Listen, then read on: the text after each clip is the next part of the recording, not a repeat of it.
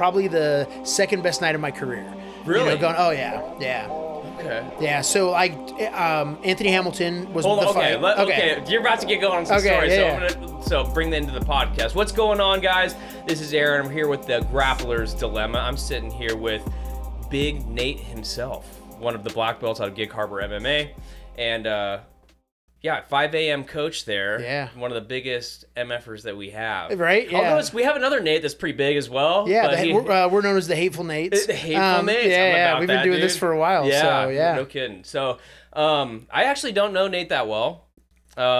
It's kind of funny because like the academy, there's the morning guys, and there's the evening guys, and like sometimes there's overlap where like guys will come in for open mat. Yep. And I haven't even met them before. Oh, yeah? And it's like, I've been here for 6 years. So I'm like, oh, shit. Okay, sorry, dude. Yep, It's like, like, are you new to this thing? He's like, no, I've been training for 4 years. Yeah, it's like, okay, cool. Dude, solid copy. So for the topic of the podcast, Nate was a catch wrestler. That was actually the first thing that I had learned about you. Someone had mentioned when you came in the gym, you'd already done some catch wrestling. Yeah. Which is something I've always been kind of fascinated with. But before we get on that topic, we have a question of the day. All right. And, Cody used to make fun of the fact that I was a big professional wrestling fan. We always get hate, right? I know, dude. Like, they hate us because they ain't us. So it's exactly. What's going on? Why do you keep a boy in your drawer? One boy in your drawer? It's for sorting stuff out. But you need to go watch a movie while I continue doing this, and then I'll come get you when I'm done. Love you. Mwah.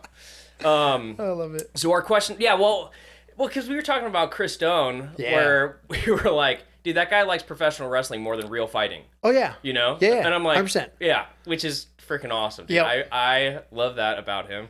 But yeah, I'm also like a big wrestling fan. That's awesome. But my path in professional wrestling and watching is going to be a little bit different because my parents were. My mom was a pretty stout Christian growing up. Okay, and, during the Attitude Era, dude, like wrestling was like, what the heck were we watching? Yep. Sort of a thing. Luckily, I was a teenager during that, so my parents didn't really care about that part of it. But fair enough. Younger days, it was like, man, I was a kid. But yep. Okay, so the question of the day that I wanted to ask you, let's put your top 3 like wrestling icons when you were growing up. So number 1, Bret Hart. Really? Yeah, hands down, Bret Hart. My stepdad, which raised me, was Canadian. Okay. We lived really close to Canada, up in Mount Vernon, and so we would get, I think it's the CBC or whatever it is, and they would run Superstars on the weekends. Yep. And so, it was, I didn't learn this until later in life, but they actually focused that on the Canadian viewers. So you were always getting the Mountie and Bret Hart and Owen Hart and guys like that because it was focused on the Canadian guys. Yes. So I grew up just loving Bret Hart. Yeah. So when he won the world title in '92, I was like, oh my God. Looking my back hero. on his stuff now, like what about him do you think was... submission guy. Yeah. I mean, right? It's funny. Dude, I never really thought about that. Yeah, that's good. So excellence execution. Sure. He was a technical guy. Everything was about just being meticulous. Yeah. And so, fast forward years later into jiu-jitsu, it's kind of like, okay, maybe that's where a little bit of the inspiration is. So. Like, I'm going to find the sharpshooter during open mat one of these days. Okay, Chris Stone will tell you a great story about putting me in a sharpshooter one day, and it's bullshit. Yeah, it's terrible. So I'd say Bret Hart's number 1. Okay. Number 2, oddly, it probably changed over time, but more like Stone Cold's number 2. Totally. But I think what helped both of them was, WrestleMania 13 and getting that epic match that kind of made everything. So I would say that he's definitely number 2. Okay. And then it's the default answer, but I'm also like an 80s kid, but like Hogan. Oh, right. So I mean, it's like Hogan's my number 1. Hogan's one. Keep going, dude. Yeah, keep going. But Hogan changed it, and not only did he change it once, he changed it twice. Okay. So when you go and look at the 80s and even we'll talk about 90s wrestling. Yep. This is this whole podcast, right? It's just an hour and a half of 90s wrestling. Would love to. We're here. Yeah. 50% of the people have already shut it off. They've already just Chris is just keep going, keep going. So Hogan changed it because he brought it to the masses. He was that unbelievable. He took it out of the territories and made it huge. And then when he went NWO Hogan, Hollywood Hogan, they changed it again. And it made you, I remember being a kid, even as a teenager, and when the invasion happened on WCW, I was like, this is real. Because the NWO kicked off before it's hard to pinpoint it, but the Attitude Era actually so it's kind of a response to it. 95, 96 is NWO, and then 96, 97 is Attitude Era. Gotcha. And that's where it really shifted from clowns and, over the top, like bushwhacker guys and stuff like that. Isaac Yankem. Yeah, DDS, man. Not a lot of people know that's Kane. Dude, that's how many times I've dropped that reference and nobody knows what the hell I'm talking about? I've dropped that reference to my wife 1,000 times and she's just like, okay, yeah, cool story. Dude, and I'm like, but he's Kane is what I'm trying to tell you. You understand the significance here. But they got away from like the goofy, cartoony guys and went more serious, and as a kid that was going from loving the goofy to like being a teenager, it was just amazing. It was just that perfect time. I always thought that was kind of crazy that like the Undertaker was able to run with a gimmick like that to the end of his career, other than like the badass era. Yeah, right? exactly. But, he ran with that and it was like, it worked. Like nobody questioned it. The supernatural stuff, like, it's Undertaker, obviously. Oh, when he first came out though, I was like a freaked out little kid, it was just like, he whooped Jimmy Snuka's ass and I was just like, he killed him. He just killed him dead. That's kind of that's a fun time as like a wrestling fan, is like when you're a kid like that and you're watching it and you're like, it's freaking real, right? Oh, like, when I watch it as an adult now, I'm still able to like suspend that disbelief where I'm like, because I'm like, I just want to get into it and enjoy this thing. This is what it is, and like we look at it now as like the soap opera, right? Totally. It's like, and it's our thing to go back and just kind of like, you don't even think about the fact of the acting side of it unless it's really bad, and then we're like, good God, get this person out of here. Oh, dude. But but as the kid, giving a promo, then it's like, oh my this God, is the worst, dude. I don't want to I will watch you all day and then have a manager. Put him with Paul Heyman. My God, chef's kiss. Dude, that's exactly right. That's something that he would have needed. Oh yeah. They could have done some work with that. Like I said, people are turning this podcast off already, but I'm about to share my list. So number one for me was Hogan. Yeah. And dude, so growing up, like it was like in the midst of the Attitude Era when I was kind of like becoming interested in wrestling, but like my mom was like, you cannot watch this. Like you're way too young to be watching this. And because I was born in 92. Okay. So okay. But she was like, she remembered like wholesome old like 80s stuff, right? So we used to go to like Hollywood Video or Video Update, and there'd be like, these old Royal Rumbles or like the great from the golden era and this kind. So Hogan was the like that. I mean, that was the guy at the time, right? So like I came up with that, and then I found out he did all these movies, and I was like Suburban Commando, which I watched probably 12,000 times. What was the Nanny one that he did too? Mr. Nanny. Mr. Nanny, Which I used to say was my favorite of the two, but I went back and watched them both probably like 2 months ago, and that movie fucking sucks. Dude, it's like really bad. Right. There's like some wrestler cameos and stuff that are pretty funny, and it's like nostalgic to watch. But it's like the Nasty Boys and like Bruce the Barber Beefcake and stuff. It's all of his buddies. Yeah. Like that's all it was. Oh, dude, it's so weird. And then Suburban Commando, one of the I'm nerding out over this right now. Nobody ever wants to talk about this stuff with me. Oh, man. The Undertaker played an alien bounty hunter in Suburban Commando. Yeah. And it was like, he talks about that on his podcast where he's saying like, I can't believe I did that piece of shit movie. Because especially like he loves hiding the character or protecting the character. He always talks about that, right? So it was kind of weird that he did a movie. Yeah. Then you're just like, wait a minute, for a guy that loved the charger, now you're like, wait, you're with Hogan? Dude, like, what's happening here? So it's kind of a bummer because like a lot of the stuff that's come out about Hogan like lately is like, it's just really hard to watch. But I still put him at the number one spot on my list because he was so like, that guy was integral to me getting into professional wrestling, and I can still go back and watch his matches. Oh, and yeah. Like, was it 13 where he wrestled The Rock? Mania 13? No, 17. 17 at Safeco, right? Yep. Okay. Yeah. No, it might have been Toronto. Was it Toronto? It was one. I know it was around that. It was 17, 18. It was an open air stadium though, wasn't it? Or am I totally off on this? This is what's in my brain. It was. Maybe it was. Yeah, I remember. I know it was 17 is the match, but I just don't know where the location is. Toronto or Seattle. It's okay, gotcha. Yeah, so that was him, and then I think the second guy that I really fell in love with was so the Attitude Era. Well, The Rock, I was really into, but I think that I only got to see like glimpses of him. Yeah. Right. So it was like. Again, so it was like we'd go to like Hollywood Video and be like, okay, I'm gonna go get Royal Rumble '99. Yeah, it's like, it's an old one, don't worry about it. And then we'd watch it, and it's like, okay, even now, dude, some stuff, and it's like, this is pretty risque. Oh, and totally. Like Gold Dust is in it, doing some weird like affair stuff with Terry Runnels and this kind of crazy. Well, the Sable stuff is insane. Like you're just like as a kid, and what was her name, Miss Kitty? You know, it's like you're like, dude, what is happening? This is amazing.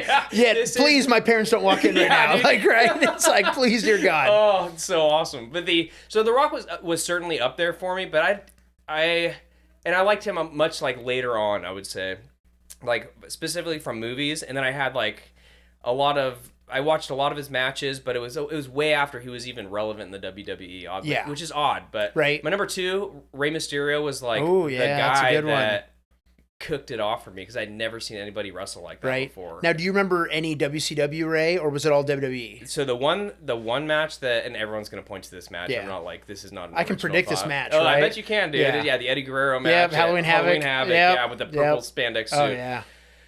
I remember when he did the springboard backflip to DDT. Oh, yeah. And I was like, I didn't even know that kind of stuff was possible. Yeah. And then from there, so the first time I saw that match, we were entering into like the Ruthless Aggression era. Okay, so Cena Ray, showing up. So I remember when Ray popped out of the floor for like his first SmackDown on the brand, and that was like all she wrote for me, dude. And so he was that guy. And then there was also this, that dream part where I'm like, hey, this guy's a small dude. Maybe I could go be a professional wrestler, even though I haven't been doing it since I was 7 like he has, Right. And then my number 3, this is kind of a hard one to say. It's hard to like limit a list, right? Right. Like there's so many guys that I freaking love. I could probably do a list 50 guys deep, but I think that John Cena was like, really? I freaking loved him, dude. I know. Okay. Yeah. Podcast's over. We'll see you guys. No, I'm kidding. That's where we close it. That's where we close it. Which is kind of funny because I hated when he came back old. Like over this last few runs. Yeah. I'm glad they went with like a heel push. Yeah. Yeah. But even the heel push for me was like, this is not. I don't care. I don't think it was that great, dude. Yeah. It was like, I feel like they were trying to cash in on the fact that The Rock had so much success with his return and going hard heel, and it was like, because dude, I thought it was some of his best work. Some of his freaking best work. So good. But yeah, Cena, this era is like no good. But when he was like feuding with JBL and stuff, dude, that era for me was. Yeah. It's up there. JBL doesn't get enough credit for how great of a heel he was. I know. Like, he was such a good heel, and everyone's just like, whatever he wasn't. It's like, no, you needed that guy to get these other guys over. Totally. And it was basically like a mix of like Ted DiBiase and some of these other guys from the 80s. It was so good. If you go back and watch some of his bits now, it's like, dude, this guy was... It was so totally, like you said, underappreciated because all the focus was on the fact that people just wanted Cena to beat his ass. Yeah. But his heel work was so good, and I remember specifically when he came in with that neck brace and his cowboy hat sitting up on top. So good, yeah. Because I was like a weekly show. Didn't have cable, so I could only watch SmackDown. Okay. Raw was on like Spike or USA. I can't remember. Yep. But so I was like deep in it every Friday night, dude. And you almost didn't realize the other brand was going. Exactly. You're just like, here's this thing, and then you get to a pay-per-view, and you're streaming it legally. And all of a sudden you're just like, wait, who are these other guys? I know, dude. Kind of a trip. But I'd be on like online forums and stuff and see like images of Evolution and stuff. So it was like, had this like, whoa, what is going on over here? You want to talk about, that's another one that like Evolution was like, I had the shirts. Is that right? Oh yeah, we'd go see him. And so I was in California at the time and in Sacramento and San Jose, we'd go down there, and that was Evolution time. And that was just like some of the best stuff ever. Like watching, you were just like, this, to me at the time, it was like so good. Yeah, dude. So good. Okay. Well, we're about 15 minutes in. Right. And I could literally talk about wrestling all day long. I've got a feeling like maybe another podcast comes out of this, which is totally like Nate and Aaron talk pro wrestling. And do a pro wrestling podcast. We just got to get Chris here, and it would just be like, that was his joke. He's like, you understand when I come on, all we're going to talk about is wrestling. I'm like, that's it. I don't care. So you'll talk about wrestling, you'll talk about Hot Wheels, you talk about jet skis. I didn't know he was into Hot Wheels. Oh yeah, no, loves kidding, it. Yeah, dude. loves it. I wish I would have known that. Yeah, so he'll go after the treasure chest ones and go crazy. I got a text the other day where he was like, arguing with old men at a Walmart about certain ones, and I was like, you realize how insanely awesome you sound right now. Some people would view this as like a terrible thing, and I'm just like, I'm proud of you, my friend. Like you're fighting the good fight. Dude, that is, I think that like it would be so fun to just sit down and like podcast format or whatever, just over beers to talk about pro wrestling, because it's just one of those things that like, you're either about it or you're not. Totally. And I totally understand guys that, especially if you didn't grow up with it, that are like, what the hell are we even I actually watching? appreciate the people that can like get into it later in life, because for me, it was like, it's all I've ever known. Yes. And it was the hidden thing for a long time because you were like 4 people at school. The first time I saw an NWO shirt in the wild, I was like, what? Dude, oh my God. we're about to be friends. Yes, we're about to be best friends. And then they would just be like, no, I don't. My aunt got it for me. I'm like, no, it's okay. You're in a safe place. You're in a safe place. Let me tell you about it. Yeah, dude. No, that's exactly right. Okay, so I have to ask one more wrestling question before we move on, but like the current brand, right? The current product. who's like kind of your guy right now? Okay, what's one guy that you like? And what's one guy that you think is like totally overrated?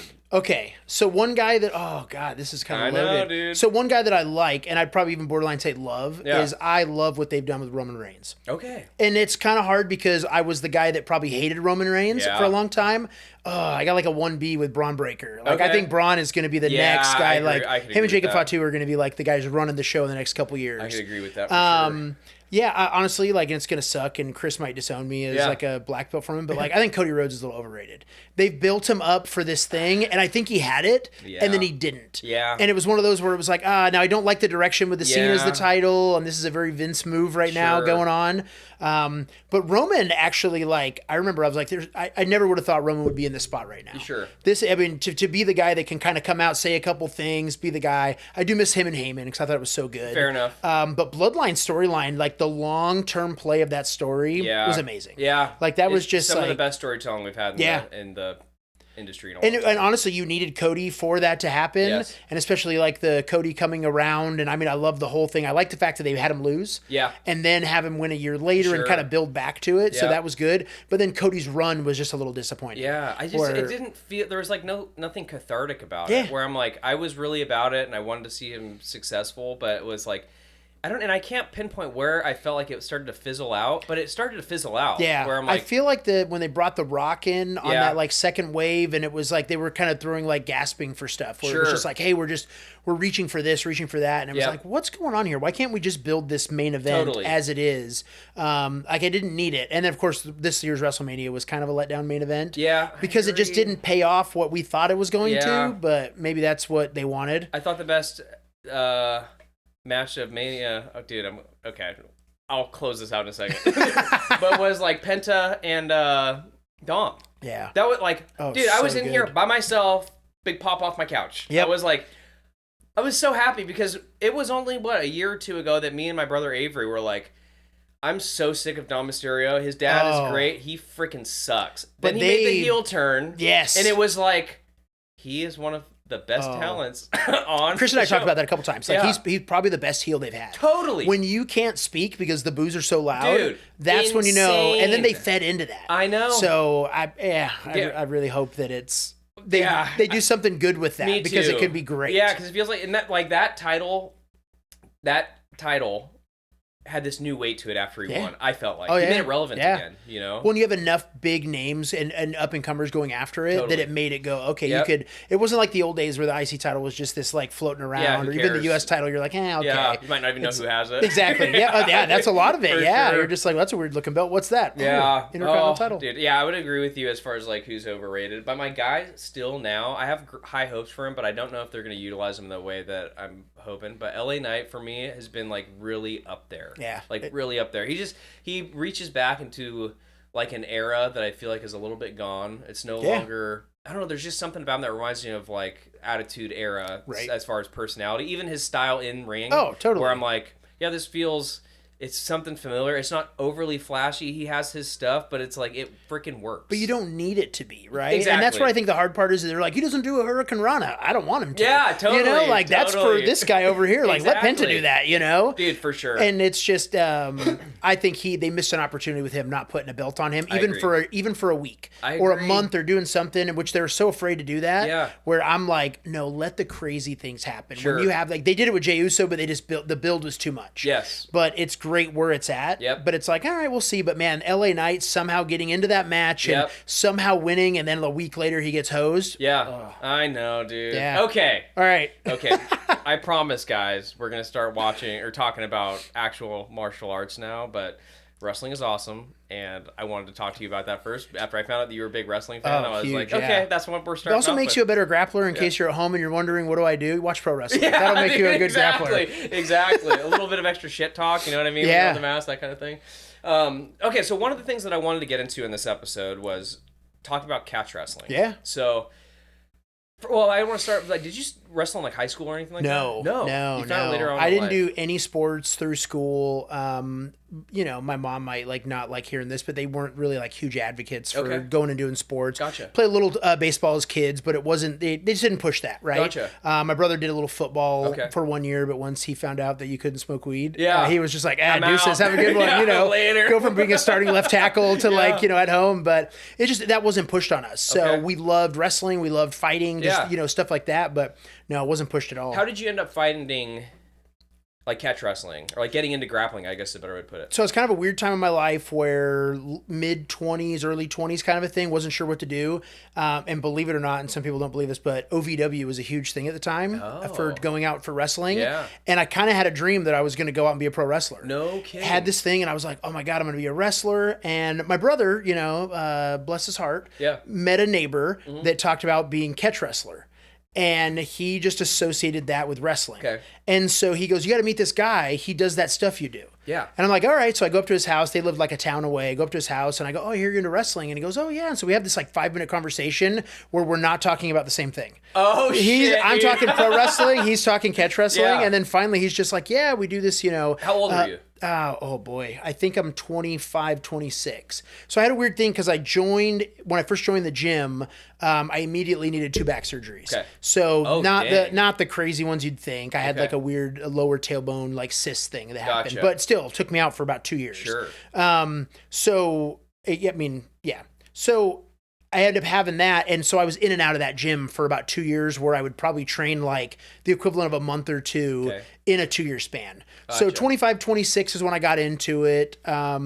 Met Chad Stack, so one of the first guy I ever got into jiu-jitsu with, and he said, hey, come check it out. It's like wrestling, but it's not. Have you heard of jiu-jitsu? And I'm like, just from the UFC stuff, but I don't know what it is. He's like, yeah, it's like that, a little different. So he somehow convinced me then, you know, us finding our way to realize that he's not trying to let me do the people's elbow. Yeah, you know, totally, folks. Dude. So, but they were training in a my finisher is going to be. Exactly, right? I'm like, when can I put the sharpshooter on this guy?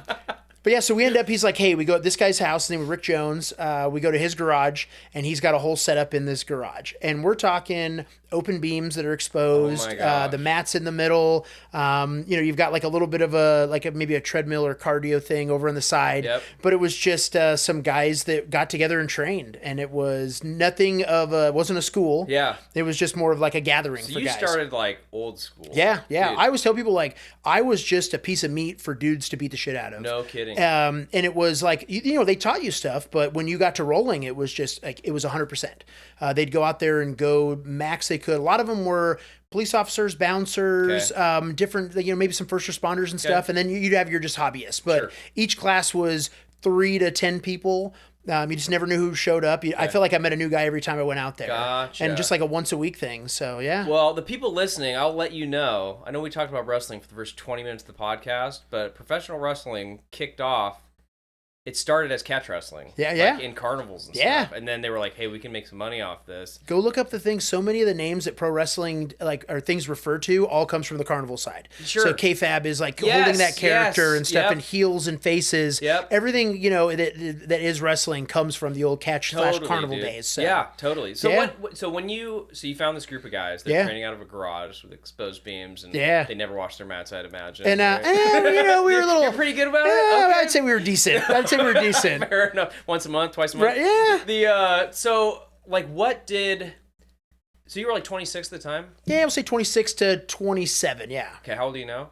Oh boy, 43. Dude, old as shit. Yeah, old as shit, man. I know. So this is like original lore. Yeah, okay? Right? This is early days. So what did the training look like? Like, so you would show up to the garage, and then what would kick off from there? You know, typical, like, let's stretch for a little bit, kind of hang out, talk, BS for a little bit, and then you would basically, one guy would go, hey, I want to work on this. Okay. And who knows what it was. They're like, one day, it's like, I always joke around, like, I learned a heel hook before I learned anything. No kidding. Like, the first thing that I ever remember learning was a heel hook. Well, I've heard, like, that was the Lion's Den, like Ken Shamrock, were those guys catch wrestlers? Yeah. Because they were kind of leg lock guys, right? Yep. Yeah.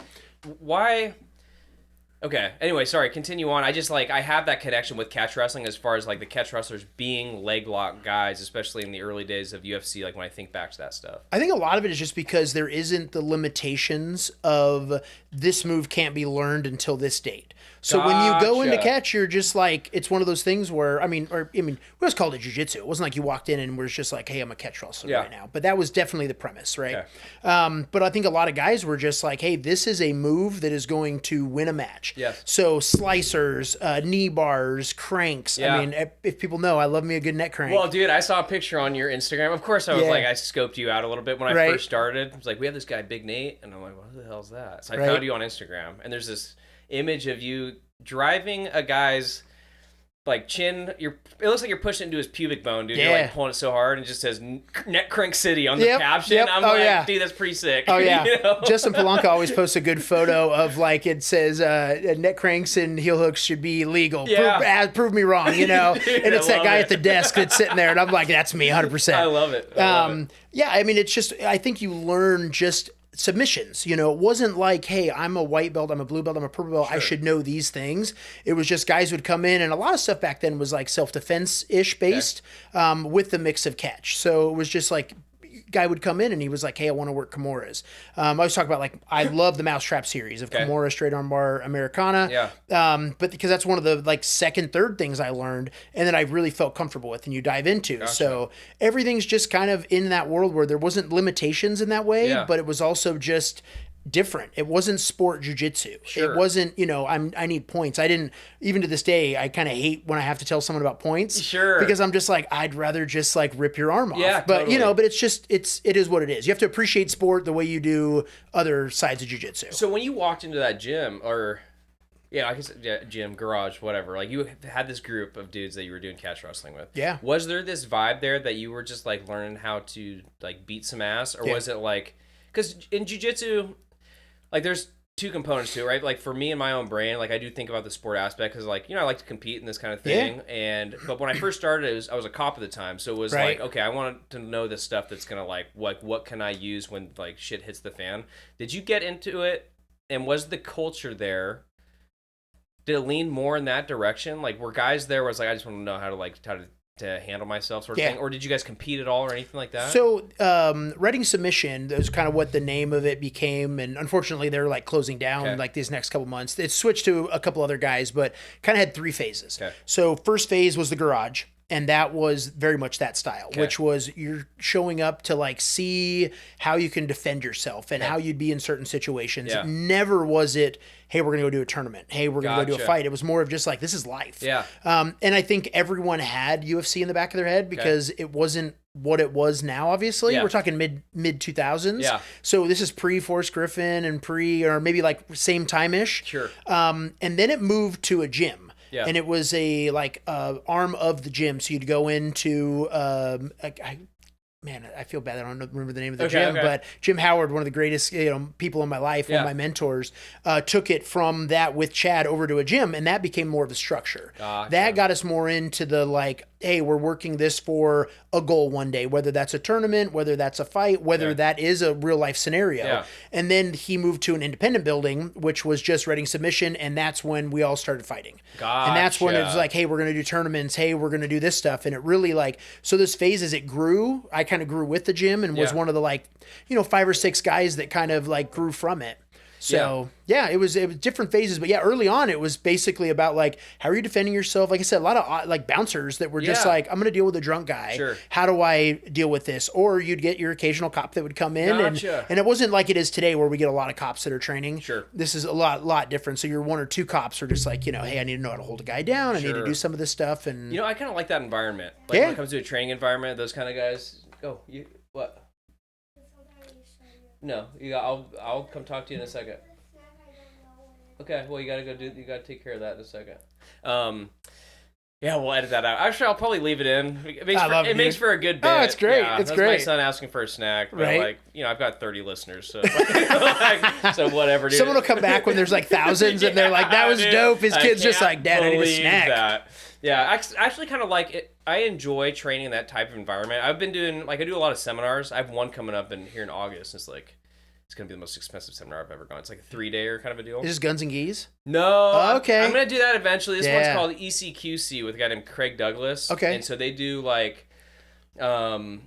like they'll do like firearm stuff inside of cars with like simunitions and that kind of stuff. So it's like it's pretty intense course. Like the first day is all live fire. But anyway, we went to the seminar that I last went to was knife control concepts, which I'm wearing the shirt right now. Yeah, I like it. Repping the brand. Yeah, with Aaron Genetti and Eli Knight. Eli Knight's like a jiu-jitsu guy on like YouTube and stuff. Okay. But it was like cops and then some jiu-jitsu guys, some self-defense guys. It was like this weird spread of different types of people. Right. And everyone was there like with training knives and stuff and how to use grappling in order to like deal with that, you know? That's awesome. And so those kind of environments are a little bit different than when you're training like, you know, in a combat sports gym, like MMA and that kind of stuff. And sometimes it's like a nice change of pace because I can't really put my finger on exactly why, but I think the stuff is just a little bit more like straight and to the point. Like I'm not doing any daily Hiva guard. I'm like, okay, we're doing inside 2-on-1 to control this knife, and like how now you're gonna shove dude's gonna stab me if I don't do something right. It's not just gonna be I'm gonna get docked to point. Dude, yeah, exactly, exactly. So I think that environment's like I think it's valuable to train in that because for me with jiu-jitsu, it kind of brings me back to like, okay, well, why did I initially start this? And truly was like to protect myself when I was out on the road working patrol and to be able to handle myself should that day come with my family or something like that. Oh, 100%. Yeah. And I think, and sometimes it's easy to get like lost in the weeds where I'm like, I'm playing this sport and I'm doing this thing. So for me, those types of seminars and getting into those types of environments, it kind of reminds me of like, okay, this is kind of what the martial and martial arts is all about, right? Is being able to do this kind of stuff.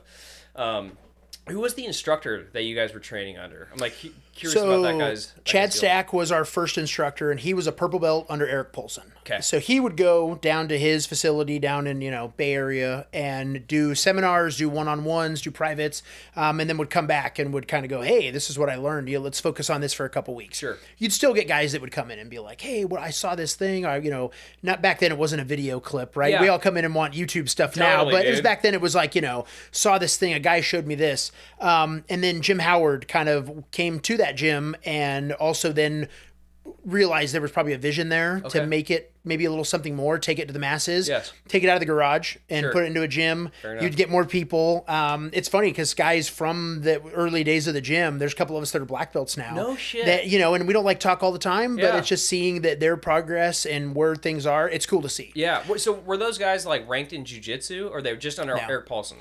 So none of us got. Is Paulson a jiu-jitsu guy? Like jiu-jitsu,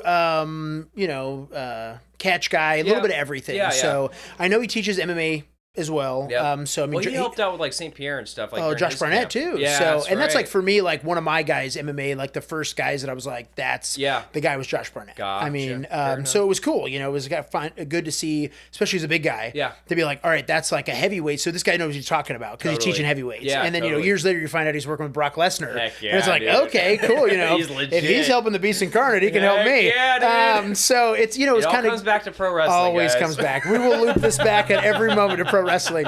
But yeah, so it's like, so Chad was and then, Chad had family and, ended up having a couple girls. I think he's got 3 of them. And, as they went through, he could just less and less time. Yeah. And so it kind of morphed into this thing that was more than what could be offered as like that 1 day a week, maybe 2 day a week thing. Gotcha. So you go into like more of the classes structure and stuff. So they were only getting together like about 1 day a week. Yeah. So at first it was literally, I want to say it was like Mondays or Tuesdays from like 4 to 5. Gotcha. And if guys wanted to stay later, and then when it worked into the gym, it was like, hey, we're offering like 2 days a week at the gym. Yeah. And then when it went to the school, I mean, it was literally like I was part of the early schedule because I worked nights, and so I was there like 9:30 to 11 every day, and then would drop into like the weekend classes if they had something like an open mat. But our open mat was more just guys getting together and training. But it was definitely it evolved. There was elements of 10th Planet that would come into it. There was elements of jiu-jitsu. So it was a little bit of everything by the time it was all said, and by the time I left, right? Yeah. Like, so in 2012 is when I left. Isn't that so funny that we like differentiate like jiu-jitsu from like 10th Planet? Yeah. Yeah. Me and Cody used to talk about that, where it's like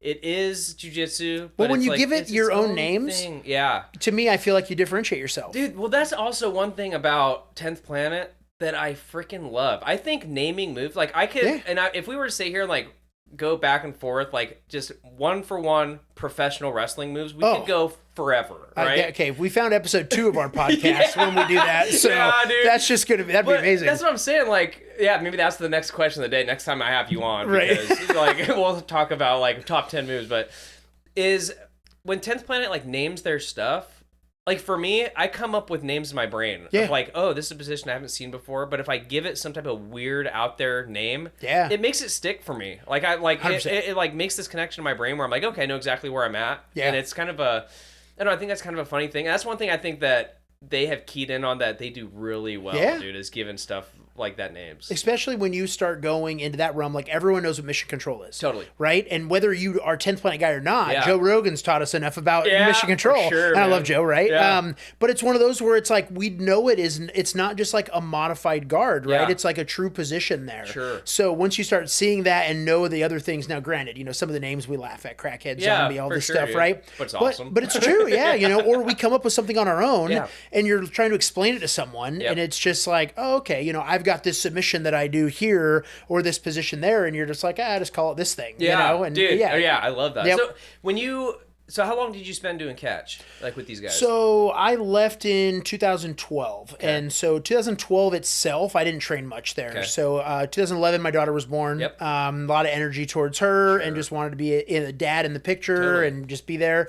And so she was the big focus. But I mean, I remember taking her in a stroller into the gym and doing stuff. So I would say I was like 4 years with those guys, but it was like 4 on and off years, right? Like they were tough, but I fought my first 2 amateur fights under rating submission. Oh, shoot. Yeah, I did a couple tournaments too. Were you guys doing striking the stuff with these guys? Oh yeah, you were. But that didn't start until we went to the gym. Gotcha. Yeah, and then that was just like one day you were doing some jiu-jitsu, the next day you were doing MMA, and you kind of mix it up a little bit. So I don't think I realized that you had MMA fights under your belt. Yeah, so I've got 2 pro and 2 amateur, and I have 1 smoker. Okay. So, but it's always the smoker's funny because my opponent no-showed. Yeah. So me and John Lawrence, Strong John, ended up just fighting for 3 rounds in there just to get like the experience in there because I had a pro fight that was like 3 months later. You got your pro card after 2 amateur fights? Yeah. So the reason I did that for a reason though. Okay. I was older. Okay. So I told Chris, and Chris was on board with it. I would have never done anything without Chris's blessing, but I said, listen, I know I'm not making a UFC run. If something happens, great, right? Yeah. I said, but there's no sense of me just continuing amateur fights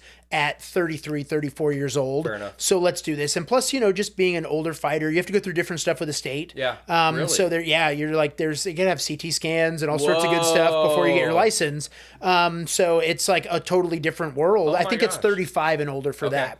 So 33, 34, when I'm there, I was just like, hey, if you think I'm okay enough to get in there and competent enough to do this, I think I'm ready for just to jump pro and see what happens. Gotcha. So, dude, no kidding. So man, this is kind of, okay, like I said, it's kind of fun because I don't really know you that well, so I didn't know what your lore and stuff was. Like, to hear all this is like really, really fun for me. But, so you left around 2012 from that academy. Did you take a long break between like getting back into training? Yeah, so I really focused on the new career, which now ended up, that's years later and not even doing that anymore. But I was like, coming up here, wanted a new job. I was subbing a lot at other places. I was a newspaper press operator. So it was 2014. So I took from like it was end of 2012, most of 2013, and then I believe it was 2014 when I got with Chris. No kidding. So how did all that work out? Like, how did you end up finding Chris Stone? So started off just one day, like the itch happened, right? Sure. Like we just can't not, once you figure this is in your blood, there's only a certain amount of time you can go without. And so then I was just like, all right, I got to figure this out, find some spots. Found a gym that, turns out you and I have some previous knowledge for. Wasn't a good fit. Sure. And then, to say the least. To say the least. Well, that's a whole episode alone, right? Me, you, and Zach can sit around and have a couple of beers for that. I know it. But then I'm printing something in the paper one night, and it's about this new gym, and it's not a new gym, but Chris ended up buying it from Dave. You ever see that's like comic book origin shit? Yeah, this is, right? All of a sudden, working at this print shop, and then like I look in the paper, it's like, oh my gosh. Oh yeah. I always loved my first interaction with Chris too. Yeah. So, but I print this thing out and call Chris up, and I was like, hey, I hear you're a gym. I'd love to come check it out. I just can't train a lot. I work a lot. He goes, yeah, come on out, come for an open mat. And I walk in, and this, young blonde kid walks out, and I do the whole like look around, and I'm like, I'm looking for Chris, and he goes, that's me, dude. And I was like, what the fuck is this? Okay, hey, what's up? Years later of him beating the shit out of me, I very much paid for that first look I gave him. That was kind of the first interaction, was finding that, especially going from the stuff over at that other gym. It was just like going in, meeting more people, having more than one training partner at a class was kind of like, oh, look at this. There's others, and especially because like as a heavy, I mean, I'm I'm like 285 right now, but I was like probably 320 back then. Dang. Maybe, and I'd probably say even heavier. Yeah. But it was one of those where it's like you're always looking for like, hey, I need some bigger training partners. So it was cool to see like guys like my buddy Abdul and some different people that were there that were like heavies that were training. And I was Is it like, hard as a heavyweight? Like, do you think now. that, like, no? Because there's, like, enough guys that are coming in that'll, like, have that size to them? I think over the last couple of years, in probably, like, the last 7-8 years, I've developed a style that can roll really good with light guys. Fair enough. I'm a fat boy that can move. So it's like, it's like, and I don't give the looks, right? My goal is not to lay on top of you and squish you. My goal is to just fuck you up. Totally. And it's like, and I can do it technically, but I can also use my weight and strength and stuff. So that's always the hope, right? And then when you roll with enough, it's like smaller guys, rolling with a guy like Chris is crazy. Chris and Darian. Smaller, bending, like everything, like crazy. It's totally different, and you can get lost in that role of thinking you're chasing something, and if like they won't let you lay on them. And so when you have to do that, I mean, I remember the first couple times with Chris where it's just like, you just like laying on your back. And I was like, yeah, of course. And he's like, that's just not going to work, or you just want to be on top of people. Totally. So like they molded it. So it was like, I mean, I always say like, I'm a disciple of Stone because he saw what he had. That's a good t-shirt idea. Oh, right? Disciple. Actually, the shirt that we need is I'm a Chris Stone guy. That's the shirt we need. Bro. So I've said that. Checkmat aside, and I love Checkmat, all that. I'm a Chris Stone guy. But it's just one of those where it's like you just have to like figure it out. And if not, people aren't going to roll with you. Totally. You're going to have a hard time. But then it's also can be... when you roll with a bunch of like 180-ish guys, it can be deceiving because then you get a heavyweight and you're just like not respecting the weight and the strength and the power. That. So I totally understand that. Yeah, it's kind of funny. I was rolling with Brant today during open mat. He's one of our bigger guys, and I love Brant. I can give him about 2.5 minutes of work. And then it's like, I have to stay on top, otherwise it's a problem. Right? And so I was kind of realizing that today. And it's funny because he and I were rolling during a gi class where I'm like, dude, I was feeling like bummed out. It's like, I can't get any of my normal stuff to work off my back. And then he and Chris go to roll. And I'm like watching them roll. And Chris just stays on top the whole time. I'm like, oh, so like you just have to play top. He's like, why the hell would I go underneath a guy that's 300 pounds? Right. Like, doesn't make any sense. I'm like, okay, fair enough. Fair enough. But so like when I took away from that was like, okay, if a guy's high level as Chris can like say something like that, it's like, okay, I need to differentiate between, okay, this guy's my size versus this guy's bigger. I need to prioritize different things. When it comes to those kind of roles. Okay, so you got in there. Did you exclusively train no-gi when you first started? Oh yeah. I was a no-gi snob. Did you find a lot of success applying the catch wrestling into jiu-jitsu, or was it different enough that it was like a little bit of a harder transition? When I got the gi, it was the hard transition. Okay. So that came like a year later. So the first year I was at Gig Harbor MMA. It was strictly no-gi, strictly Saturdays, maybe some occasional Mondays, depending on my schedule. And then when I got laid off from my job, that's like the greatest thing that ever happened to me. And Chris pretty much bullied me. I'll say that on live internet. No, he was just like, he goes, oh, you want to come to a gi class? I was like, oh. And he's like, well, what else you got going on? I was like, oh, fair enough, dude. Fair enough. Thanks. Then he's like, let's get you a gi and we'll get you in here, And so I get my big ass A6, giant gi, and which quickly like diminished down to a 4, which I was stoked with. But that like shifted everything, was really going from like starting to get into the gi. But you don't forget the catch stuff. I think the biggest difference of where the jiu-jitsu was then and my jiu-jitsu on stuff was I was always hunting the submission. Probably to a fault. Really? Because it was, I would see stuff and go, there's an arm, there's a leg, there's something. And I would give up some positions for it, which, over a couple year period, you'd, beat that away. But I felt like to me, it was something where it was like, I was trying to kill every single time, where it was just, where some guys weren't doing that. It was like definitely playing a points game. And so Chris found a way to figure out how to go, whether he did it consciously or subconsciously. It was like, how do I take this guy of what he's got and some good submission skills, but he has a terrible position game, and blend these two together.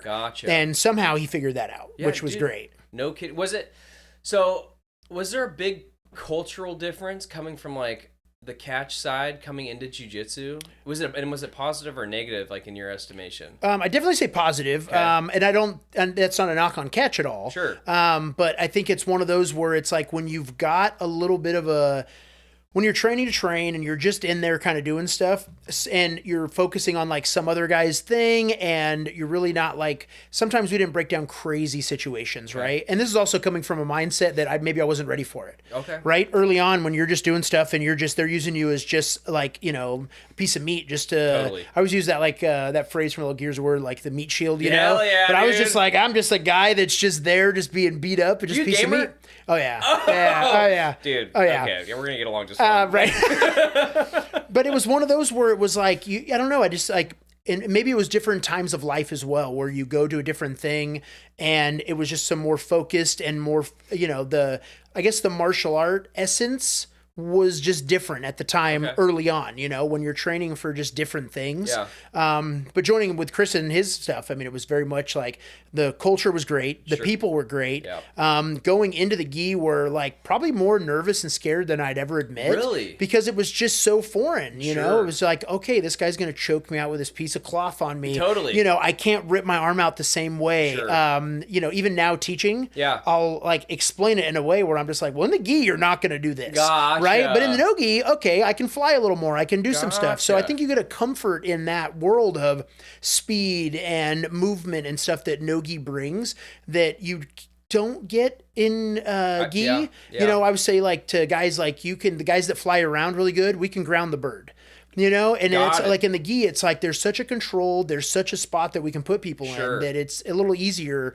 I shouldn't say easier. It's a little just like more controlled in the gi. Sure. So little nervousness, little kind of, I guess trepidations of going full into the gi. But it took me until I was a black belt to finally realize that I enjoyed the gi and loved it. No shit. Yeah, I was a hater forever. I hate it. Dude, that's Chris. hilarious. Yep, big time hater. Did you ever have like an affinity for like for traditional martial arts or anything like that? Not in the sense that some people grow up with. Is that right? Yeah. So like, I was that guy. Okay, so from a young age, So like I'd say Power that. Rangers and karate and taekwondo, that kind of stuff. I knew kids that did, and I think it's maybe just from the fact that wasn't part of the house growing up, right? Yeah, that's like fair. My parents actually like hated violence. It's so funny. Yeah, I was joking around about the fact that my parents were very anti-fighting and anti-tattoos. Yep. I was a pro fighter and I'm covered in tattoos. I'm like, and you didn't do anything wrong, Mom. You did great.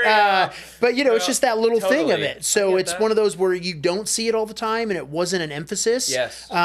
So then when it becomes an emphasis, and then you become it, like I definitely am someone that like respects all those things that came along the way, but it didn't hit the same way. That's interesting. Yeah, because me and Cody, so Cody came up in like traditional martial arts. I think he said his first like martial art was like Tai Chi when he lived in Korea. Hell yeah. And then he got into Aikido for like a year. Wow. And he was like, dude, not just the moves. Like he was reading the Ueshiba books and all this kind of stuff. And he and I were similar in that way because my dad was like a Taekwondo state champ growing up. Okay. So like he had this clip of him in the paper and all this kind of thing. And he was a Marine and a cop. So like a lot of the stuff, like the martial arts from that point, everyone like kind of gave the nod to Eastern martial arts and those types of philosophies. Right. Like, I grew up on like Jackie Chan movies. Like I remember my dad like, you need to watch this.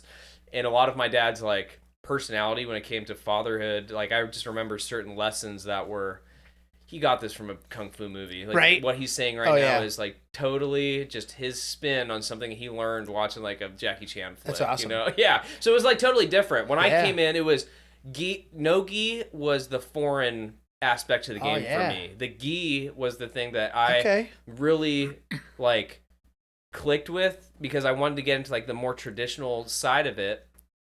And getting into no-gi took a lot more time because it is a little bit of a different game, dude. Totally like, is. There's like, which is like jiu-jitsu is jiu-jitsu with certain respects, but like you were saying, there's certain things that I can get away with, and there's certain things that I have to do in order to be successful with no-gi versus doing the gi. And grounding the bird is like, that's like a perfect, or that's like a perfect metaphor for like kind of how I've been thinking about the gi lately. Because like talking about rolling with Brant, like rolling with big dudes, if they've got a gi on and I've got a gi on, I feel like I can slow it down and I can hold position much better than if I can only use like my weight distribution and my strength, right? Versus like, okay, if I can pin your lapel to the floor, like I'm going to hold you down here for a little bit, you know? And so like finding that development and that affinity for the gi was like really quick to come out of it. So it's kind of funny to hear that you started off as like the gi was fucking bullshit. The devil, man. The gi was the devil. I didn't want to do any of this stuff. No part of it.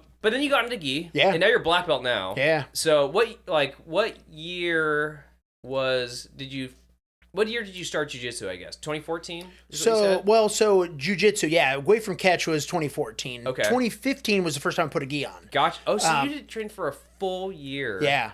Dude, that's but also it was so like hit and miss, right? Okay. So it was very much my schedule. I was working 6-7 days a week. Okay. I had a goal in my head where I was like, I'm gonna buy a house. Yeah. And so I was like, I'm working as much as possible. Sure. And on days where I was like, I should go train, I'm like, okay, I just worked 12 or 14 hour day. So it was missed. So getting laid off was one where I'm like, oh damn, I can train a bunch. This is great. So and I was a union guy, so I didn't have to really like hunt for a job in the same way as non-union guys, So it was great. I spent 6 months not doing anything but training every day and spending time with my daughter. Dude, it was amazing. Those things are huge blessings, right? 100%, Like so I got, and I've talked about this in the podcast before, this is kind of like open air, but like when I got canned during the COVID thing from the police department, I was still getting paid. So for like 2 years, dude. Okay. For like 2 years. Full salary. But it was like the best 2 years of my life. I bet. Because I'm like, I have my normal wage. I'm paying all my bills like usual, spending all this time with my family and training twice a day. Yeah. It's like, so I look at that period of time as being like this a huge blessing, you can't, right? Yeah, and then in the moment, there's probably some times where you're just like, holy shit, what just happened, right? Totally. So like, especially for me, like I getting laid off, it was like, I have a new career. Yeah. And everyone's telling me to go be a truck driver. And I was like, ugh, God, this sounds terrible. Yeah, Big Nate's a good nickname for truck driver. I know, right? Big Nate Truck Driving School, coming 2026. But it was one of those where I was like, but then in the moment, it was like, something's going to happen. I'm going to let like I'm not a crazy religious guy, but I'm more of like the universe guy. Yeah. I'm going to let this kind of play itself out. Sure. And something's going to present itself in a way that is going to be great. And in the meantime, I'm going to train. Yeah. I'm going to spend time with this little kid that's super awesome. Yeah. And figure out what happens, And then it was just all of a sudden, it was like things started clicking. Weight started coming off, training all the time. I was like, this is great. And then you see those steps of just getting better, right? Sure. And like little things here and there. And I'm like, wow, 4 days a week or 5 days a week of training has made me like a little bit better. This is crazy. Oh, dude, I love that though. Like that whole idea. And I'm like, I'm a pretty religious dude, but pretty religious dude likes to drink his beer and drop an F-bomb from time to time. But like I thought about it the same way, where I was like, I kind of like format things. This idea is like, listen, dude, like God's got a plan for whatever this is, right? Like if you want to formulate that as being like, hey, the universe works itself out, as long as you do the next right thing, and like. It's exactly what happened. Now look at you now, dude. It's like you got a freaking honestly, Harvard. It's awesome. I'd have never thought years ago that I would be in this spot. Dude, it's beautiful. It's like a freaking beautiful thing. So when you first were you competing the whole time that you were doing? No, so I only did 2 amateur fights, and two jiu-jitsu tournaments in California. Oh, what's the story? About when you first did your first no-gi tournament. Oh yeah. In advance. Yeah. I love that story. So some of the guys that actually listen to this podcast, oddly enough, like don't train jiu-jitsu, which is like the weirdest thing. It's nuts. Like, why are you listening to me? Yeah. But to enter into an advanced tournament, like having like a limited amount of experience doing jiu-jitsu, like relatively limited, that's a trip, dude. So, it was also like delusion, right? Yeah, sure. So this is where I love Chris. Totally. Chris really won't tell you no, right? Like he's not going to be that guy that's just going to be like, don't do that. It's America. He's just a freedom of choice, right? It's like, he's just like, listen, I'm going to be on my jet ski, have a good time. No, so what he did was I told him, I go, for gi, I have to go in as a white belt because I have to. Yes. Right? Like I can't pretend I'm a different belt. I don't have a different belt.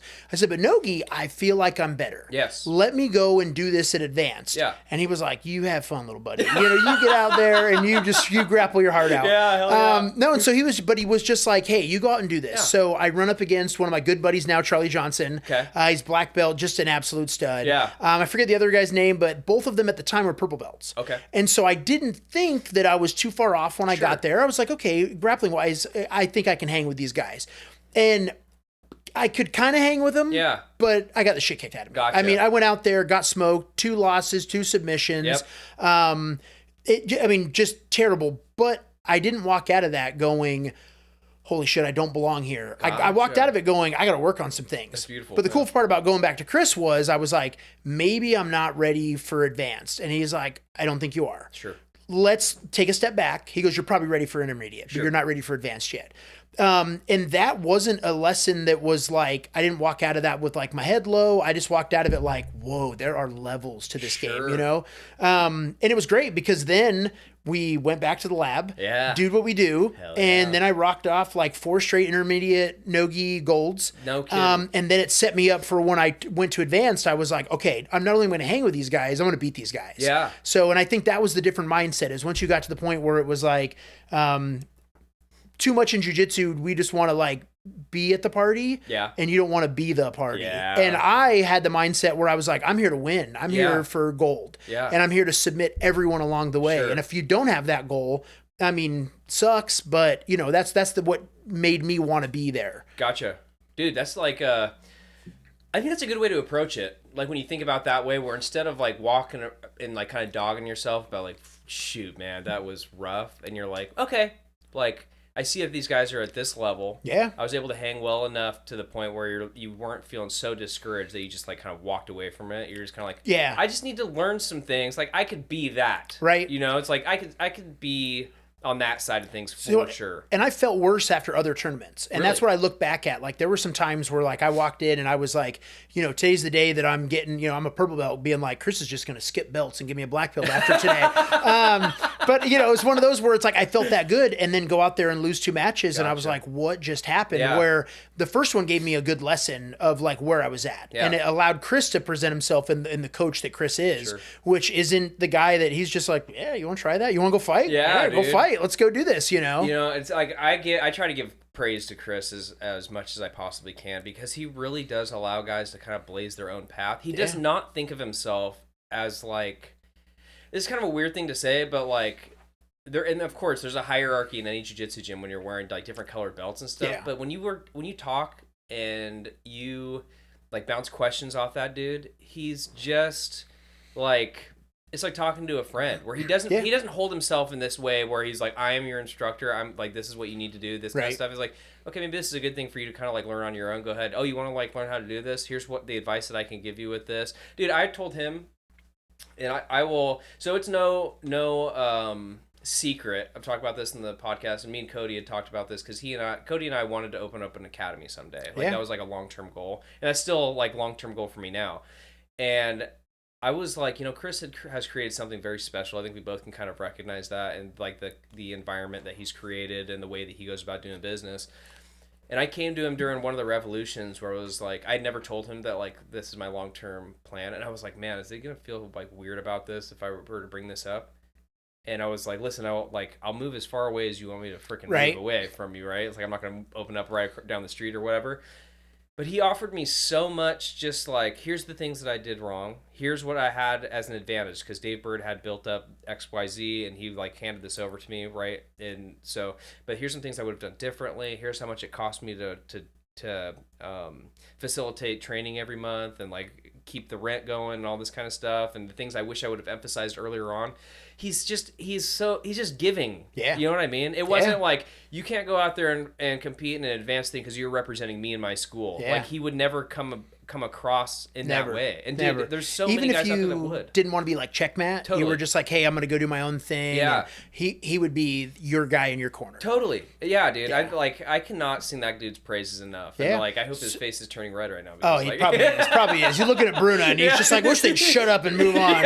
I would say like, for me, like in my life right now, it's attributed to guys like Chris that I watched.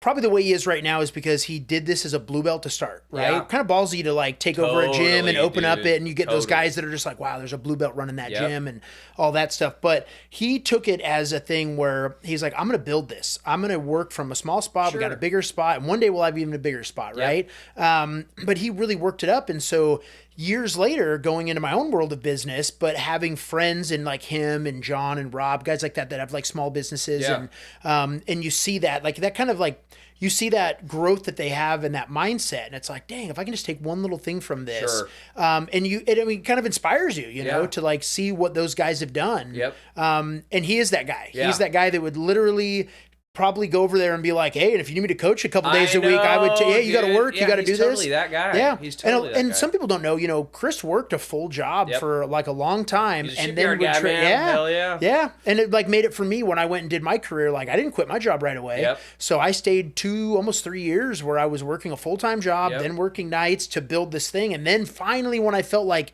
maybe it's okay, it was like, all right, let's go do this. But it's like a guy like him gave me that inspiration of like, all right, it's cool. You just have to bust your ass. And a lot of people don't want to bust their ass. Sure. So, but it was cool seeing a guy like him follow his dream and now see him living it the way it is. It's great. Yeah. And it's another thing that's kind of like funny, like as I'm sitting here chit-chatting with you and, Robert Bartholomew is another guy I'm pretty close with. Gym, and we actually met. It's kind of funny because I was on that. Like, one of the reasons that I got canned was doing this podcast with Greg Anderson. Okay. And Robert told me recently, he and I went to a show out in Seattle where it's like, the reason that I got into jiu-jitsu was Greg Anderson's podcast. That's crazy. And I'm like, that's a weird, small world to talk about that. But so we were talking about jiu-jitsu and, like, it's kind of a weird, like, you develop your own kind of style and the things that you choose to emphasize. And the guys that come out of the morning class, I have noticed, have different tendencies and a different way of doing business. You're talking about 5 a.m. guys? Yeah, dude, the 5 a.m. guys. It's a different type. It's almost like, it feels like a different type of jiu-jitsu. Like you're seeing games that I'm not seeing out of the same guys that are working, the evening classes because like we're all learning from the same guy, of course. Like we kind of, you have your trajectory and your tangents of stuff that you choose to study in your own time and that sort of thing. But it is really funny to see the difference in like stylistic choices between you who's coaching the morning guys and how that trickles down into your guys versus like the way that Chris is teaching and the way his style is like trickling to the guys there. And so with that in mind, I want to know like, so now as a black belt, I feel like as a purple belt, I'm just getting these inklings of like, okay, stylistically, what are the things that I really like? What are the things that I would choose to teach people, like if they were just starting out? And some of the things that I'm like, yeah, we talk about this a lot, but I still, 5 years, 6 years into my journey, I don't see why we emphasize this as much as we do. Right. So I'm curious to hear like what you choose, like when you think of jiu-jitsu, and the things that you want, like, if you were to really give your guys a snapshot of what jiu-jitsu is and what they need to be, like, studying and focusing on, maybe things that are even overlooked with some academies, like, what kind of comes to mind there? Because it is kind of I feel like it's a unique thing to come from catch wrestling, and there's no way that doesn't bleed into how you train jiu-jitsu now and the stuff that you choose to, like, lean towards. And I remember the first time I rolled with you, you were catching me with stuff, and I was like, I didn't even know it was a submission, but it freaking hurt, you know? It's like, that's enough for me to tap out. Right, right. Little stuff like that. Yeah, little manipulations and stuff. Dude, exactly. So I'm curious for you, when you're coaching your 5 a.m. crew, like, what's the stuff that you're like, okay, this is what I want guys to get out of jiu-jitsu, and this is the stuff that I've learned along the way that I really am trying to impart to these guys that I'm training. Yeah, I've really focused on weight distribution. Yeah. Eliminating space. Yep. And eliminating and having posts.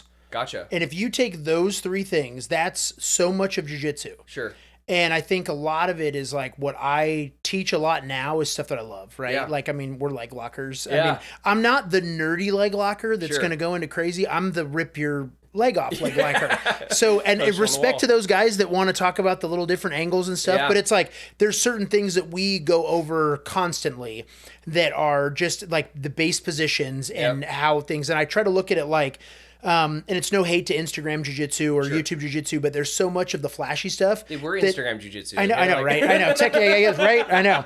This is going to get clipped off and they're going to be like, no, watch this. Yeah. But it's so much of the like fad stuff that I've never got because it's like, I'm about winning. Sure. And too many times that we're in these worlds of not about winning and losing, like, let's just talk about the happiness of it. Sure. I love to submit people. Yep. And so to me, that's the thing that I really focused on with my guys. So how do you submit people? You submit it by not giving up space. Yep. You submit it by, if you're in a bad spot, how do you get out of it? Well, it's focusing on weight distribution and where you are on top and where you are on the bottom and how you can capitalize on a mistake. Sure. And it's also about posts, right? Everything. We got 4 posts that we're using, maybe 5 if you include the head.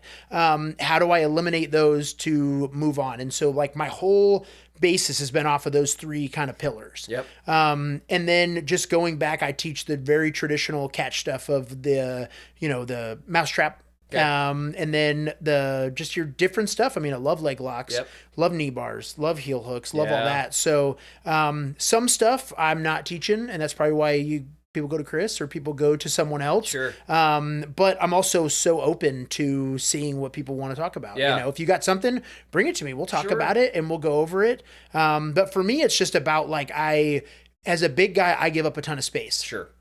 How do I not give up space? So I have to teach my guys how to not give up space in gi and no-gi and where we can get away with stuff. So for me, that's always been like the big thing in the back of my head. And I don't think I realized what I was teaching until about like a year ago, maybe 18 months ago, of that like, wow, I kind of keep looping back to the same things because we're drilling over and over and over again. And a lot of time we emphasized on like stand-up stuff and then we'd get into technique. Now we emphasize on super simple techniques of arm bars, triangles, sweeps, and then our technique just rotates around. Are you a really deep...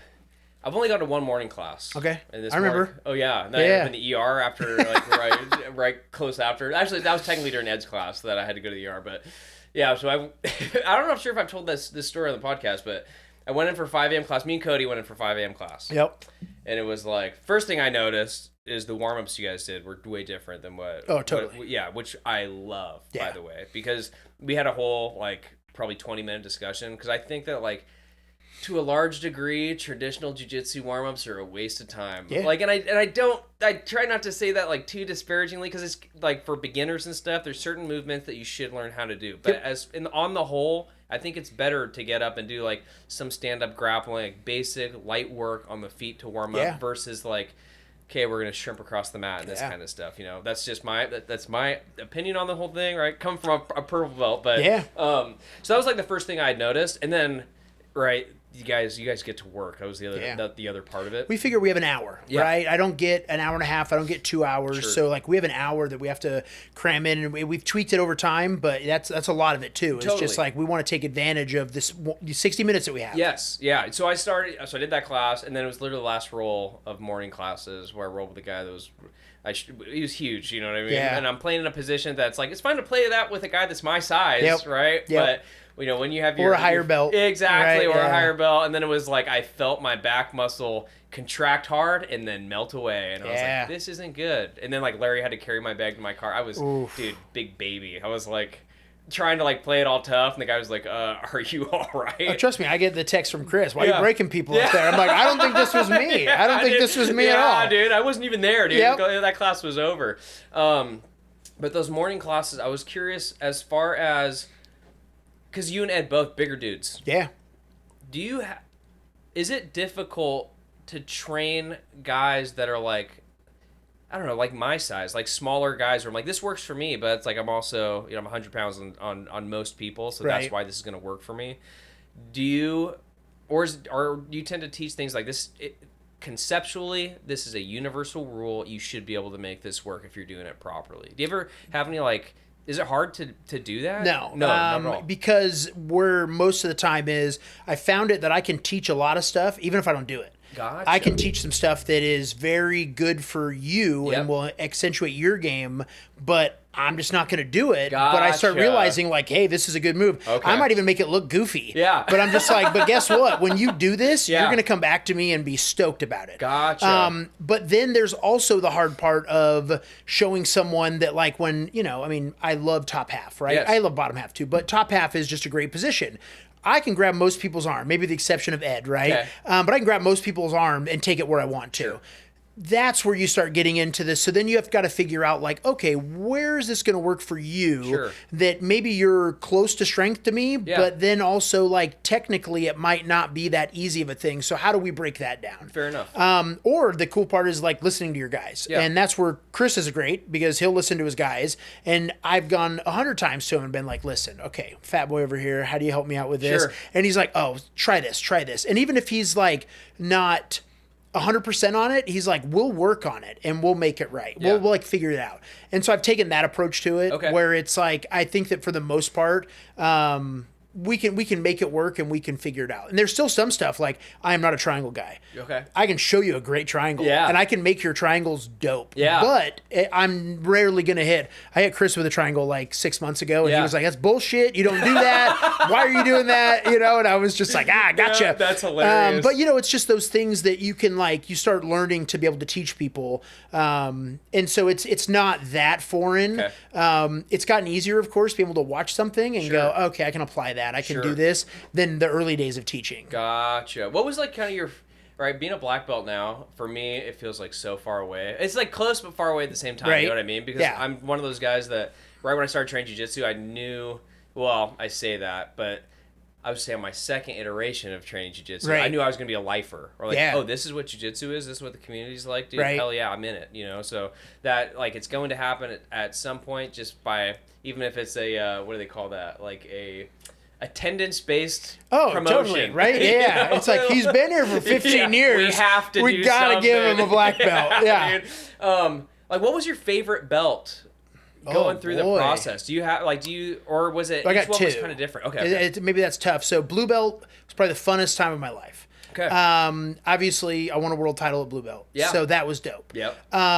But brown belt was cool. Okay. I was also, I think I hated purple belt. Really? Yeah. It's been my favorite belt so far. Oh, man. So I'll give you a little context for this, right? And I think I've told this a couple of people. When I won Worlds, I expected, a fucking parade on the way back from Worlds. It's still one of the best weekends in Gig Harbor MMA. Sure. Chris went and beat the shit out of it due to Emerald Queen on a Saturday night. I won a world title on a Sunday. Hell yeah. And to me, it's like, that's like, you put that weekend up on a lot of weekends. And we've done better things on weekends, but that was a great weekend, right? For Gig Harbor MMA. Dang, for what's Chris. happened to Gig Harbor MMA, dude? We haven't brought home a world title and stuff. Oh boy, I've tried. And damn it, now you got me all fired up wanting to get another one. If there's one thing I obsess on, it's that. Yeah, we can dig into that one, the whole thing. Copy that. But so blue belt was cool. I loved it. Brown belts or purple belt sucked because I got home from Worlds December of 2017. Okay. And like I said, expected the roses, expected the whole thing. The and mayor of Gig Harbor. I was just like, where's my key at? This is bullshit. And then I get to the gym and Chris is like, man, it was awesome. It was great. And I got 2 stripes. No shit. And I was so pissed off. I was like, what the fuck? This is bullshit. Yeah. But that's also like that crazy ego that jumps in, right? Sure. Of our heads, right? But I was so upset. I was just like, I cannot believe I got 2 stripes. Probably where my hatred for stripes comes in. But what was cool though is Chris made it realize that it was like, you can't just do one thing like that and mean that's what's going to happen. Like there's more to it than just going out and winning a match, you know? And we're winning 3 that day. So it's more to it than that. And so March of the next year, I get my purple belt. Okay. I go to purple belt. December of the previous year? Yeah. Okay. Yeah, December 17. So 17, in January 17, I had a fight. That whole year, all I did was fight. Okay. That whole year, I spent the entire time doing tournaments. I won Naga, G-Sub-X, Revolution, Proving Grounds. I won everything. Hell yeah. Yeah, it was great. Probably like one of my favorite years. I just started dating my now wife. Nice. So that was Good cool. Year. It was a great year. Yeah, it was cool. And then 18 was interesting because it's like I get my purple belt. And then I do my first Revolution as a purple belt and get my ass kicked in the gi. Go out there and I was like, why am I here? I need to quit this thing. This is stupid. Yeah. I'm done. It was one of those. So it was just such a crazy thing. So I always have like bad feelings to purple. Yeah. Brown belt was great because it was also weird COVID times. Yeah. But it was like, I felt like it was such a just different like rebirth of jiu-jitsu for me that prepped me for black belt. Gotcha. But I was also like at every moment there was a stripe given out or anything that was happening. I was like, today's the day. Yeah. Today's the day. Here we go. And then what's funny is the day that I got it, I didn't believe it was happening. Oh my gosh. Yeah. So it was just one of those where I was like, me and Ed were sitting there and I was like, I just heard Abdul got his black belt. No. What the hell's going on here? Do you think, And he's like, no. And the next thing you know, we're black belts. And I'm like, so yeah, it was like, and then brown belt, of course, or not of course, but I went to Worlds got third. Okay. So I mean, dude, that's no slouch. Yeah, man. you know, That's I mean, I felt like that was the one I should have won. You know, of all of them, like that was the one that I was like really positioned to go do. You make a mistake though, you know, you go out there and fight someone and don't have the best time, but it was so it was good. So I'd say purple was the worst, brown and blue were the best. Yeah, go. Yep. Yeah, it's kind of crazy because my story about getting a purple belt's a little bit different than that because I came off of 2 second place right? matches, I remember that. Dude. Yeah, oh, that's right. You were there for that. Yep. And it was like, but with that said, it was by far my best showing in competition. Yeah. It was like the first round, bow and arrow choke, second round, armbar from the bottom, and then I got caught in a triangle. And it was like, I know I lost, but it was like, it was one of those, like you were just saying, right? It was like this mistake that was like, how the hell did that happen? I feel like I could have beaten that guy. And then, so leading up to the tournament, I was like, I feel like I'm pretty close to purple belt. It feels like it's like coming down the chute. And I did this tournament, and I was like 2 second place slots. Like, maybe I'm not ready for this. This sucks. And then I was like, nah, okay, maybe I am ready. Like, so it was like constantly in my head. And then I was like, this is kind of a funny detail, but like I was in the wiping down mats, right? I was going back there filling with bucket, and I see this A2 purple belt sitting back there. I'm like, I wonder if that's gonna be for me. I'm an A2, right? Dude, it was like 4 months after that I like ended up getting promoted. But I go home to my wife. I'm like, yo, I just saw a purple belt that Chris had just ordered, and it's like A2, and I'm an A2. Like maybe it's coming up. Just dumb, dude. Like childish. And did she put you in your place and be like, "There's other A2s there, right?" You know, the way she did it actually was every day I'd come home from class like, "Did you get promoted?" Oh like, yeah. No. Okay, that was 3 months ago that you said you saw that belt. You know? Yep. And the day I got promoted, I was like. There's a video. I think my brother caught it on video. I should have known. Like it was big class, this kind of thing. But I'm like looking down, tying my belt, like totally not paying attention, just like winded from rolls and stuff. Right. And so I'm tying my belt, and Chris is up here. Is like, okay, well, good work, everybody. I have something I need to do. He pulls out this belt, and I'm still like dinking around with my shit, like tying my belt, right, just like doing this kind of stuff. And then he goes, Aaron, and I look up, and he's holding a purple belt, and I was like, yo, this is crazy. And then I got like totally emotional because like we were talking about, it was like my blue belt, the way I got my blue belt didn't feel very good. And then when I got my purple belt, I was like, I'm one of Chris Stone's purple belts. This feels freaking awesome. And so purple has been my favorite because I feel like it reinvigorated the love of the game for me. Where blue belt was a lot of fun, it was really grindy. But when I got promoted to purple, I feel like I took this step in not just like my performance on the mat, but like, okay, I started studying more on my own time and having this realization, like, okay, if you actually do want to have an academy someday, like, this is a real possibility. Yeah. But, okay, so now this whole thing was, like, it also made me reflect on, okay, well, what do I need to work on so by the time that I'm a black belt, I'd be, like, a good instructor? And so I started, like, going through the Rolodex. And as a blue belt, I was, like, a big guard player and was a trash wrestler. Right. Like, just hot garbage, dude. Because it was, like... I'll just fall back to guard. Like, that was kind of the thing. And the reason I got so good at guard was I was just used to getting the shit beat out of me, dude. Yeah. So it was like, everyone, like, at Gig Harbor, I told you this before we went on air, but, like, when I first started off at Gig Harbor, people were putting the boots to me every night. Right. So it was like, I just have to learn to be good on the bottom because I'm not getting on top. Right. So like the purple belt journey has been about like staying up on top and getting good at wrestling and picking guys' brains that like know their stand-up stuff. Like, you know, like Blake is a good example, right? God, like a D2 wrestler or whatever, but like just has a deep well of knowledge when it comes to that kind of stuff. Especially being like, you know, damn near 200 pounds and the way he can move is just crazy. Yeah. Like, okay. Like, so guys like that just like kind of tap into that. It's like purple belt for me has been like it's been pretty sweet run. Yeah. And it'll be different, like when you get, obviously brown will be something where you're going to be able to reflect differently. Sure. And when it's done, you might even say, like we talked earlier, maybe blue is that one that you're just like, I'm glad that it passed. Yeah, and that's it's just me, dude, for sure. God, that's exactly right. That's exactly right. I'm kind of like glad that era's done with. Yep. Oddly enough. So we have about 10 minutes left here.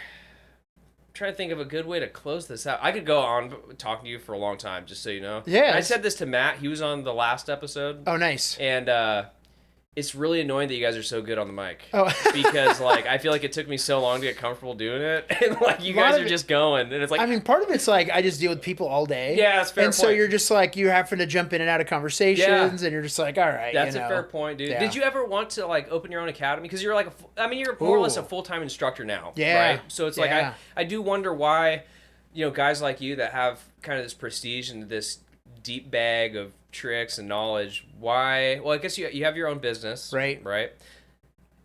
Was there ever a period where you're like, okay, maybe this is something that I want to pursue as far as opening up an academy? The closest it came when opportunity was presented for to take over an academy. Okay. So that was something where I got approached by Chris of like, hey, something could happen. Would you be interested in maybe like assisting, helping in that realm of like a 2.0 kind of a thing? And that's probably the closest. No, I never even want to be a coach. Really? Yeah. Wait, like, okay. I'm just, yeah. So there we go. Yep. This is a good little point. Yeah. How did you contrary. Fall to that shit? So odd thing. So I joined the 6 a.m. group. Was doing some of that stuff. They had a coach at the time. I kind of bounced in and out. I was training for fights. All I want to do is just fight. Okay. Like if I could just compete all the time, I'd be stoked with that. Yeah. But you kind of end up getting to a spot where you're just like, all right, I have to train more. And then people start asking questions. Yeah. And you're going to get annoyed with them. Yeah. The funny part is my 5 a.m. came up very much, and you can ask my guy Wes, which is one of my purple belts. Okay. He's great because I remember telling him, I'm like, I'm not teaching you anything. Yeah. We're just rolling. Yeah. If you want to come in and roll, well, you can roll with me. And he was like, yeah, let's do it. And it became one of those things where it was like 2 more guys would show up and another guy would show up. And then it was like, all right, cool. We're just rolling. Yeah. And then it was just like, well, I better show you this thing real quick. No And then kidding. it really turned into like more of like a class. And then how it's turned into this now is just like mind boggling. How many guys do you usually like have? So it was a relatively big, when I went, it was pretty like sizable. I always say like, I think I have 30 on my roster, but we average 10. Okay. Some days it's like 2 days ago we had 3. Yeah. And it's like 3 of us are in there and we're just doing stuff. But then the next day we've got 12 or 13. 13 guys waking up at 5 o'clock in the morning 5 a.m. to go do jiu-jitsu. Yeah. So what's funny is also 5 a.m. came because I was working at I worked at Metagenics nutraceutical company. Oh, yeah, I know. Yep. And then I had the shop. Yep. At early days of the shop, I didn't get off till 9 o'clock at night. Now it's 6 or 7 that we're off. You can't make it to night classes if you're working that late. So it was just like, I have to train, I have to do something. And so that's how kind of 5 a.m. started was I work at 7, I got to get up at 5, I can get home, good showered, change, and then go to work. Okay. Who's going to join me on this journey? Now, I don't work till 11. So why am I getting up at 4:15 4 days a week? And why am I doing, the other stuff that I do? But it's just, I've got such a good group of guys that and now it's more of the like, can't let those guys down. Yeah. Don't want to just walk away from something like that and say, hey, I'm just going to join the, 9 or 10 a.m. and do those kind of things. So it's just a little bit of I owe it to those guys because they allowed me to progress in jiu-jitsu by keeping training at 5. Yep. I would say like my guy Brian, if you've dealt with Brian, Brian's a beast. Oh yeah, buddy. But Brian was some days my only guy that would show up. Really? And so it was just one of those where I'm like, I owe it to him to keep training and to keep doing those things and to show him stuff because I want him to be my black belt one day. Gotcha. So it's kind of that mindset, where we're at now. Dude, I freaking love that. Okay, so we have like 8 minutes left. The last 2 episodes have been a little bit longer, but the conversation has been so good I don't want to shut it down. But we're going to close this out with a wrestling question. Yes. Because I've been thinking about this since we started off and I wanted to talk about it. 2 of your favorite finishers of all time and then one that you think is retarded or totally overrated. Okay, number 1 sharpshooter, hands down, fair best. It's a leg lock. It's a wherever. Yeah. It's all those good things. Anytime a guy can do a Hurricane Rana into a pin finish, like a legit one, that's probably one of my favorite ones. Really? I also love like if I can add a third, like the Taz Mission, because it's close enough to a legit jiu-jitsu move that I'm like, yeah, we could make this work. Fair enough. It's a modified $1 Million Dream. It's a modified all those kind of things. The AA. Really? And I know that might knock you a little bit, your guy love of Cena. But I just think anytime a guy just takes just a clean bump to his back, And I get it. With pro wrestling, it's one of those things where it's like the finisher is built up in just this way of like craziness, but it's just like you're just dumping a dude over your shoulder. I know. This is no different than the backdrop. Yeah, go ahead. Yep. It's only a good move. Like, so... Yeah, and I'm going to refer to it as the FU because it's like that's a way better name for that. Yes. The attitude adjustment is so dumb to me, dude. So I took a break from wrestling for a little while and I came back and it was the attitude adjustment and I'm like, this is so dumb. Yep. It was annoyed me to no end. Oh yeah, even the like Punk's like STFU. I hate that move because I'm like, wait, okay, as jiu-jitsu guy, you're like pulling a leg over, you're grabbing the back of my head. There's no like arteries being attacked. There's nothing how are we finishing a guy here? Totally ridiculous. And I think that like the FU, I understand why it's overrated, but I do have an attachment to it because of whose finishing move it was. So I will say that. I think my number one finisher was the crippler crossface. Jeez. Dude, it's a bummer because Chris Benoit, like I used to put him like up there in my top he'd probably 3. be like 4 for me on that Mount Rushmore we talked about earlier. But he also murdered his family and his children, so it's like, okay, like... But also the diving headbutt, like one of his signature moves was like pretty slick. But I think the crippler crossface was up there for me. And then, love you, bud. Oh man, I gotta think. What's another one? I mean, the stunner is kind of huge for me, but Stunner's epic because it's just epic. This like it's synonymous with a whole generation. Yep, totally, right? Dude, totally. Yeah. Like I think, and then one that I think is totally overrated, and this kind of pains me to say, I think the rock bottom is stupid, dude. Again, but we'll call it the bookend. Yeah, for sure. But I think that, like you were saying, maybe that's it. Maybe like the clean bump to the back off a finisher for me is just like. Like, what the hell are we I love it when here? guys, like, I mean, even, like, Cody's move is kind of an interesting one where, like, the Cody cutter's better. Yes. Power bombs, to me, are different because it's a big guy that's doing this over-the-top move. Yep. So it's stuff like that I'm, like, more okay with. Sure. But just clean, flat bumps to the back, I'm just like, I don't know. Well, and then, like, with the rock, there's no elevation off that, right? You're picking him his feet are a foot off the ground, maybe. It's like choke slams. Yeah. But choke slams also look bad when guys can't sell it well. That's true. So if you get a small guy... The infamous Hulk Hogan selling the choke slam, where it's like, hey, okay, let's lays him down, right? You're just like, really bad, dude. It's so bad. Really bad. Anyway, I guess that's... Dude, I have to have you back on. Yeah, it'd be great. Have you back on. This has been a blast. Yeah, well, dude, I'm glad that you ended up coming out because it was like, I didn't know how it was going to go because, like I said, I didn't really know you that well, like shooting up here, but... We usually do beer during the thing, so I was like, how bad could it be? I know that Nate likes beer at the very least, you know? Right? Have a couple beers, we'll get to talking. We'll find something to talk about. What I'm talking about. Yeah, and I'm going to try and tap Chris Stone to get on here for like the next one. Dude. I'm really pushing to get him on here. If you ever get like a round table with a couple of us, dude, that'd be great. Dude. Just the pro wrestling show would be the amazing part. I'll make it happen. Let's do it. I'll make it happen, because that would be really fun. That was like...